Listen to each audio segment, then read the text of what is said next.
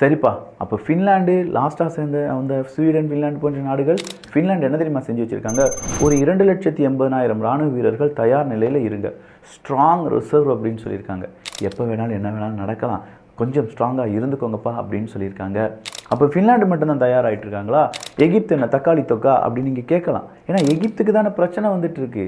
Rafah crossing வழியா Hamas இந்த சனிக்கிழமை சீஸ்ஃபயரை சரியாக வழி நடத்தலை அப்படின்னா மறுபடியும் யுத்தம் ஸ்டார்ட் ஆயிடுச்சுன்னு குறித்து வச்சுக்கோங்க. இந்த இடத்துல நடக்கலை, படையப்பா மூச்சு நின்று போச்சு அப்படின்னு சொல்லுவாங்க பார்த்தீங்களா? அதே மாதிரி சனிக்கிழமை நடக்கலை, மறுபடியும் 3 மடங்காக நடந்து போச்சு அப்படின்னு சொல்லி இஸ்ரேல் சொல்லியிருக்காங்கல்ல. உடனடியாக எகிப்து எல்லாரும் தயாராங்கப்பா, ஏதோ ஒன்று நடக்க போகுது. சப்போஸ் ஹமாஸ் என்ன சொல்லிட்டாங்கன்னா, இல்லை உங்களுடைய உருட்டல் மிரட்டுக்களை என்னால் பயப்பட முடியாது, அமெரிக்கா உருட்டினாலும் சரி, இஸ்ரேல் மிரட்டினாலும் சரி, நாங்கள் இப்படி தான் இருப்போம், நீங்கள் தான் சீஸ்ஃபயரை வயலேட் பண்ணிட்டீங்க அப்படின்னு சொல்லி இஸ்ரேலுக்கு எதிராகவே அவங்களுடைய கருத்துக்கள் எல்லாமே சொல்லியிருக்காங்க. வேலிட் பாயிண்ட்ஸ் நிறையவே இருக்குது ஹமாஸ் சொல்லியிருக்கிறது.